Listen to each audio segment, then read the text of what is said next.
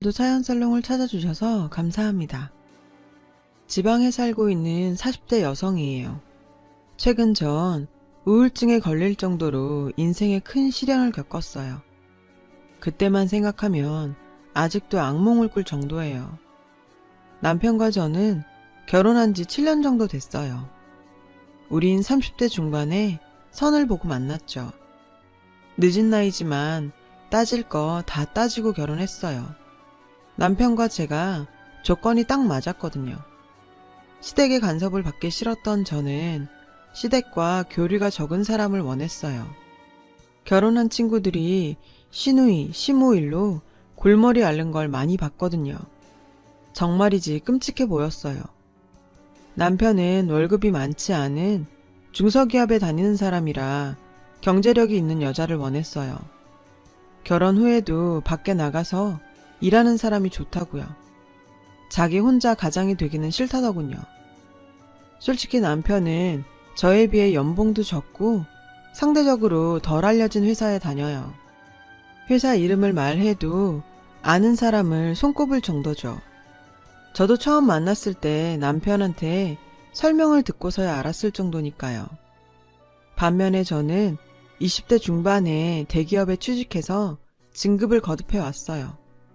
제 입으로 이런 말 하기 뭐하지만 제가 능력이 좀 돼요. 남편보다 월급도 훨씬 많이 받고요. 분기별 보너스도 꽤 받기 때문에 명절에 엄마 명품백 사드릴 능력 정도 된답니다. 그렇다고 사치를 하는 성격은 아니에요. 지금까지 받은 월급의 절반은 꾸준히 저축을 했을 정도니까요. 능력도 능력이지만 따지고 보면 다른 동기들 결혼할 때 일하고 육아할 때 일한 결과였어요. 알아놓을 정도 아니면 결근하는 일이 없을 정도로 주변에서 지독하다는 소리를 듣고 살죠. 솔직히 30대까지는 회사까지 관두고 결혼하는 사람들이 이해가 안 갔어요. 근데 30대 중반쯤 되니 달라지더군요. 남자친구는 둘째치고 만날 친구도 없다 보니 그런가 봐요. 친구들은 애 키운다고 눈코 뜰 새 없이 바쁜 데다 만나도 지들끼리 아가와 시모, 시누이 얘기만 해대는데 낄 틈이 없더라고요. 그런 만남이 이어지다 보니 소외감이 들기 시작했죠.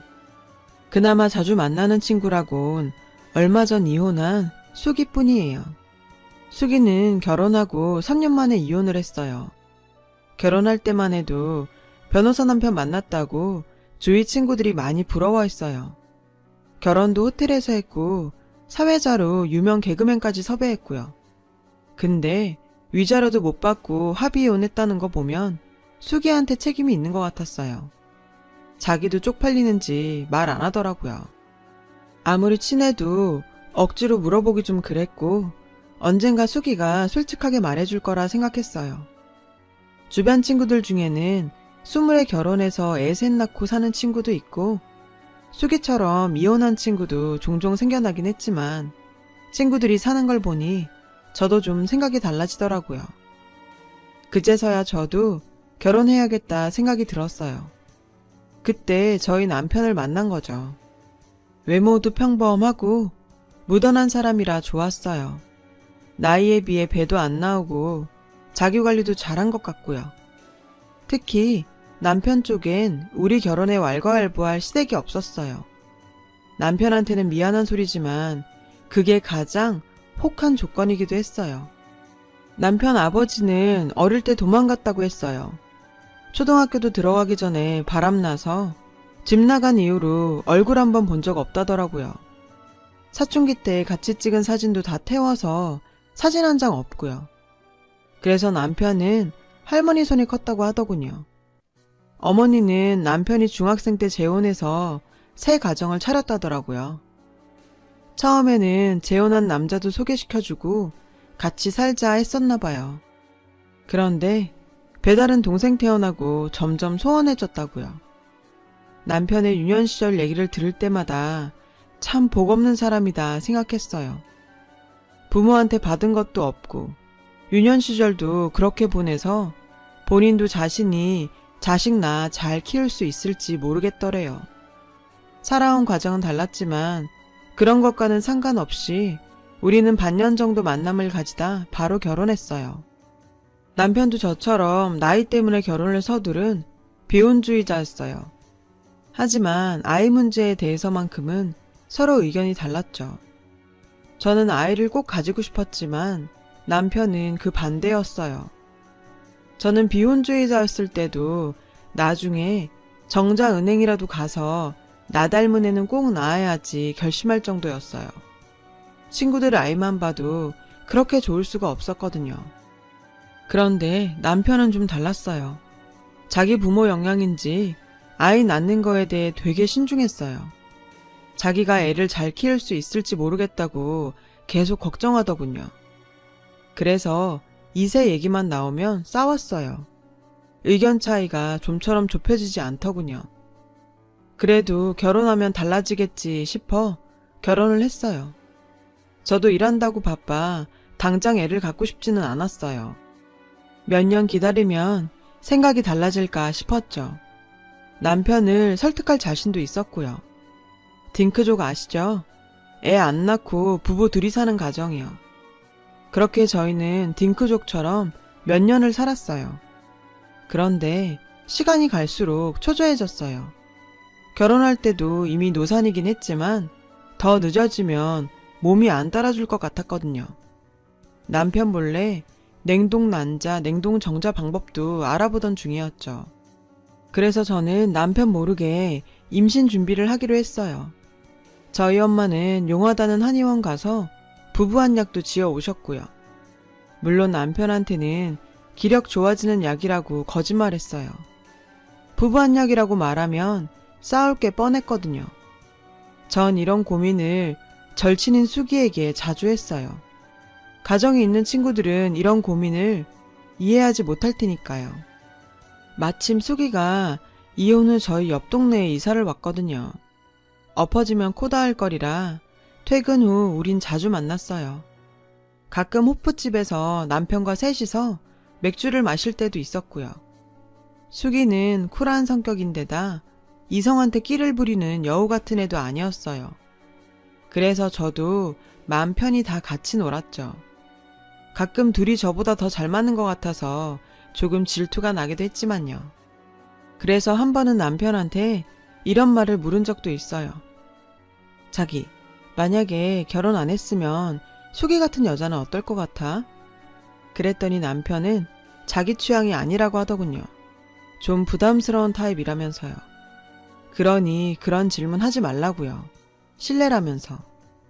그래서 전 남편한테 사과했어요. 그런데 어느 날이었어요. 텔레비전에 아기들 나오는 예능 많잖아요. 생전 그런 프로는 안 보던 남편이 그걸 보면서 애들이 참 귀엽네 라고 지나가는 말로 하더라고요. 전 이때다 싶어 남편한테 아이에 대한 생각이 좀 달라졌냐고 슬쩍 물었어요. 그러자 남편은 전보다는 아기가 눈에 밟힌다고 하더라고요. 좋은 변화라고 생각했죠.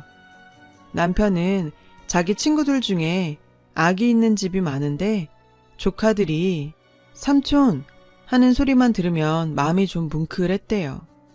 그래서 남편에게 더 늦기 전에 애를 하나 갖는 것도 괜찮을 거라고 했어요. 그랬더니 남편이 그게 마음처럼 쉽냐며 방으로 들어가더군요. 아니, 저만 좋자고 애 낳자는 거 아니잖아요. 비협조적인 남편의 태도에 순간 기분이 좋지 않았어요. 언제까지 자기 고집만 부릴 건지 참. 그러다 코로나19가 터졌어요. 요즘은 온 나라가 코로나 때문에 난리잖아요. 저희 옆 회사만 해도 확진자가 나와서 회사 방역하고 난리도 아니었죠. 사실 그때까지만 해도 저와는 먼 나라 얘긴 줄 알았어요. 우리 부부는 마스크도 꼭 하고 어디 갈 때마다 손 소독하기로 약속했어요. 둘 중에 한 명이 걸리면 나머지 한 명도 걸릴 테니까요. 어린 나이도 아니고 건강 망가지는 거 한순간이잖아요. 특히 저희 남편은 일 특성상 출장이 잦아요. 영업직이거든요. 저는 남편이 혹시라도 출장 갔다가 코로나에 걸릴까봐 마음을 졸였어요. 하지만 그게 남편의 생계니 어쩔 수 없었죠. 최근 들어 남편은 출장이 잦아졌어요. 코로나 때문에 옆부서 일까지 하게 됐더라고요. 집에만 오면 헬스한 얼굴로 앓는 소리를 했죠. 전 그런 남편이 안쓰러워 출장 전후로 좋은 것만 가져다 먹였어요. 그런데 결국 사단이 나고 말았어요. 그날은 남편이 지방에 출장 갔다 오는 날이었죠. 전 퇴근 후 집에서 저녁을 차려놓고 기다리고 있었어요. 남편이 좋아하는 음식을 잔뜩 차렸죠. 그런데 남편이 전화를 받지 않더라고요. 그러다 자정이 지날 무렵에 남편한테 전화가 왔어요. 심각한 목소리로 큰일이 났다면서요. 하필 점심 먹으러 간 식당에서 확진자가 나왔다는 거예요. 제가 되도록이면 손님 없는 식당에서 밥 먹으라고 했건만 운이 안 좋았던 거죠. 어디에 하소연할 데도 없었어요. 하는 수 없이 남편은 자가격리를 해야 하는 상황이었죠. 남편은 지방 친구네 집이 비었으니 거기서 지낸다고 했어요. 저는 아무 의심도 하지 않았어요. 오히려 남편이 걱정되어 이것저것 생필품을 보내주려고 친구 집 주소를 물었어요. 그러자 남편이 극구 사양하더군요. 당신 일도 바쁜데 나까지 신경 안 써도 돼. 난 여기서 잘 지내고 있으니까 당신도 몸조심히 잘 있어. 그날부터 남편과 저는 전화로만 연락을 했어요. 다행히 저희 남편은 감염자랑 접촉을 하지는 않았고 식당이 커서 자리도 한참 떨어져 있었다고 하더군요. 참 다행이죠. 저는 이왕 남편과 떨어져 있는 김에 임신 준비도 하고 남편을 설득할 준비를 해야겠다 싶었어요. 회사에 휴가를 내고 산부인과도 갔고요. 다행히 나이에 비해 자국 나이가 젊어서 임신 걱정은 안 해도 된다더군요. 의사 선생님은 임신 계획이 있으면 남편과 같이 내원해서 남편도 이것저것 검사받으라고 했어요. 그래서 바로 예약했죠. 걱정하고 간 산부인과에서 희망적인 말을 들으니 기분이 좋더라고요. 그래서 그날 동네 친구랑 쇼핑하러 백화점에 갔어요.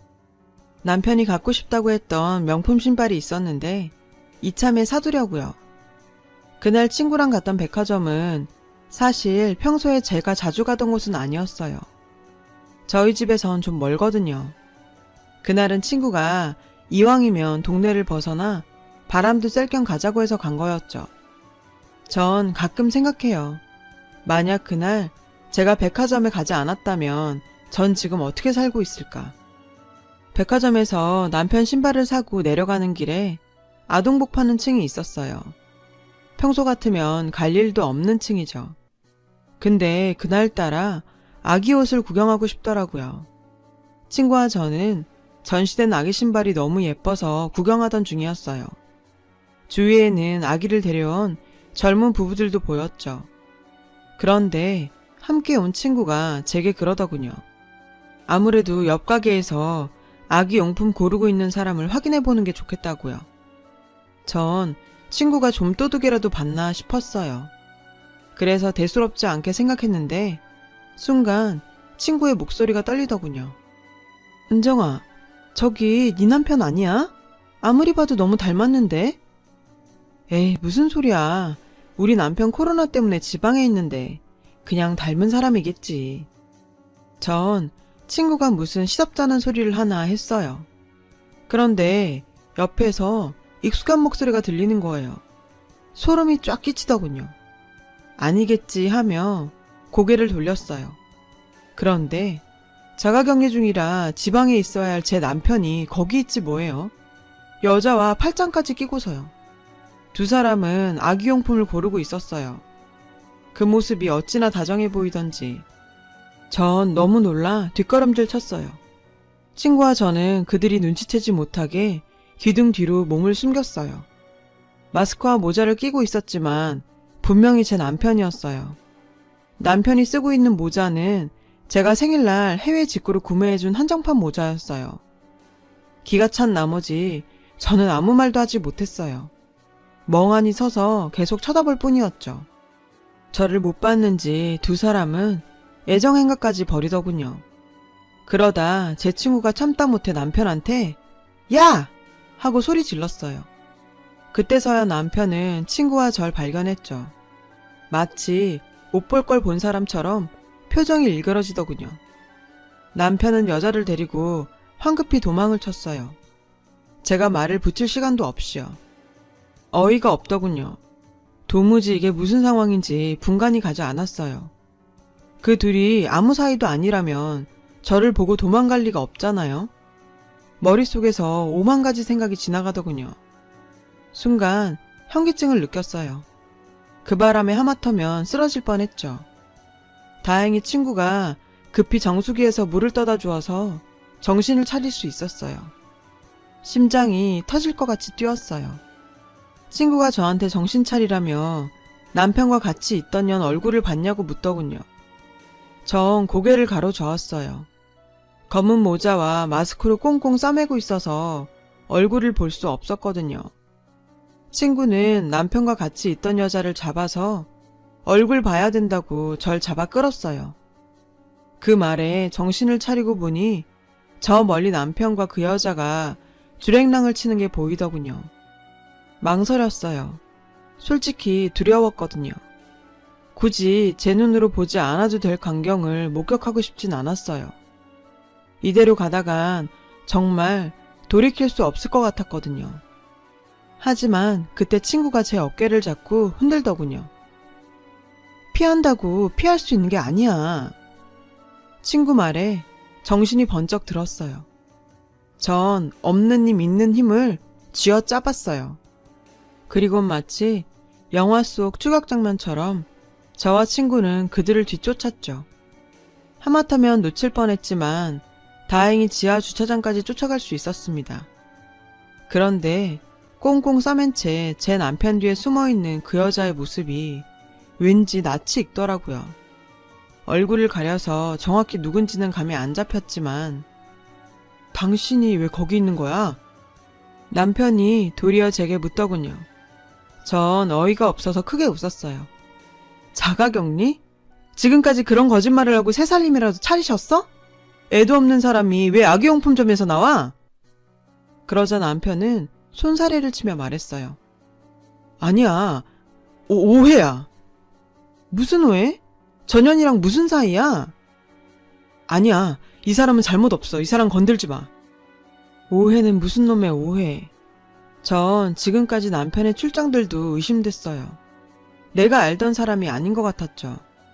남편 놈은 오해라고 하면서도 아무런 변명도 않더군요. 제 친구가 남편을 잡고 있는 사이 저는 그 여자에게 달려들어 모자를 벗겼어요.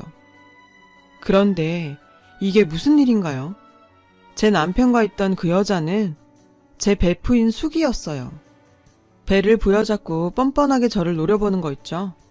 기가 차서 말이 안 나오더군요. 상상도 못할 조합에 저는 그대로 주저앉았어요. 어디 만날 남자가 없어서 친구 남편을 건드려요. 부끄러운 건 아는지 숙이는 바닥에 떨어진 모자를 주워 쓰고는 남편과 함께 차를 타고 달아났어요. 저는 정신이 나간 상태로 집으로 갔죠. 남편과 숙이에게 전화를 수십 통이나 걸었지만 단 한 통도 받지 않더군요. 숙이 집에 찾아갈까 싶었지만 그 둘이 살림 차린 꼴을 제 눈으로 보고 싶지는 않았어요. 숙이 집에 놀러 가려고 할 때마다 이것저것 핑계대면서 거절할 때 의심했었어야 했어요. 그냥 숙이 말을 고지곧대로 믿은 게 잘못이었죠. 그 공 같은 년이 여우같이 그 집에 남편을 끌어들였다고는 상상도 못했어요. 며칠 후 남편이 집으로 돌아왔어요. 무릎을 꿇더군요. 미안하다면서요. 저는 당장 숙이와 헤어지라고 했어요. 이혼해줘. 숙이가 내 아이를 임신했어. 뭐? 이혼? 임신? 나랑은 애 안 갖겠다더니 지금 당신이 무슨 짓을 했는지 알기나 해? 애써 외면하던 사실이 들어맞는 순간이었어요. 주차장에서 숙이가 배를 잡고 저를 째려봤을 때 어느 정도 예상은 했지만 막상 남편 입으로 들으니 하늘이 무너지는 것 같았어요. 알고 보니 둘이 하루 이틀 만난 사이가 아니더군요. 만난 지 꽤 오래된 사이였더라고요. 제가 숙이를 남편에게 소개해준 날부터 눈이 맞았다고 하니까요. 삼류 막장 드라마에나 나올 법한 일이잖아요. 저한테 이런 일이 생길 줄은 꿈에도 몰랐어요. 게다가 다른 여자도 아니고 제일 친한 친구인 숙이라니. 두 사람의 뻔뻔함이 증오스러웠어요. 사람이 어떻게 그런 짓을 할 수가 있나요? 더 이상 내 남편, 내 친구로 안 보였어요. 그냥 사람 탈을 쓴 짐승같이 느껴졌죠. 게다가 자가격리? 애초에 감염자가 방문한 식당에 간 적도 없다더군요. 그 애가 임신한 사실을 알게 돼서 축하 파티를 해야 돼서 자가격리라는 자작극을 벌린 거였죠. 제가 병원 다니며 임신 준비할 동안 남편은 제 친구년이랑 살림 차리고 있었던 거예요. 히히덕거리며 다녔을 두 년놈을 생각하면 화딱지 나요. 전 남편한테 물었어요. 언제까지 나한테 둘의 관계를 속일 생각이었냐고요. 설마 애 낳고도 속일 생각이었냐고. 돌아온 대답은 정말 가관이었어요. 수기가 내 애 가졌다는 거 알면 당신이 찾아가서 난리칠 게 뻔하니까 얘기 안 한 거야. 당신 때문에 유산이라도 됐으면 어쩔 뻔했어? 어차피 애 태어나면 호적 정리도 해야 돼서 말할 생각이었는데 당신이 조금 일찍 안 것뿐이야. 적반하 정도 유분수지. 뚫린 입이라고 잘도 짓거리더군요. 솔직히 저는 남편이 최소한의 양심이라도 있다면 무릎 꿇고 한 번만 봐달라고 자기가 잠깐 미쳤었다고 용서를 빌 줄 알았어요. 그런데 뭐가 어쩌고 어째요? 저는 이혼은 절대 안 해주겠다고 했어요. 호적 정리? 제 알 바 아니죠. 둘 사이에 낳은 자식이 아빠가 없든 학교를 못 가든 제 알 바 아니잖아요. 불륜 주제에 어디서 뻔뻔하게 이혼을 요구해요. 제가 알게 된 이상 더 이상 속일 필요도 없다며 남편은 짐을 싸서 나갔어요. 생각할 시간을 갖는 게 좋겠다면서요. 며칠 후 남편한테 연락이 왔어요. 할 말이 있다며 회사 앞에서 보자더군요. 약속 장소에 가보니 남편과 수기가 같이 앉아 있더군요. 남들이 보면 둘이 부부인 줄 알 정도로 다정해 보였어요. 당장 달려들어 수기의 머리를 쥐어뜯고 싶었지만 소란을 피웠다가 회사 사람이라도 마주칠까 참았어요. 이래서 일부러 회사 앞에서 보자 했나 싶더라고요. 주차장에서 마주친 이후 수기를 보는 건 처음이라 무슨 말을 할지 궁금하더군요. 최소한의 양심이 있다면 제게 미안하다는 말 한마디는 할 줄 알았어요. 그런데 돌아오는 말은 우리 씩씩이 곧 3개월이야. 너도 남의 애 키우자고 결혼한 건 아니잖아? 깔끔하게 이혼해줬으면 좋겠다, 은정아. 결국 이 사단으로 남편과 저는 이혼을 했어요. 직접 보고 나니 배신감에 치가 떨려 하루도 같이 살기 싫더라고요. 저는 이혼 위자료로 아파트와 자동차를 요구했어요.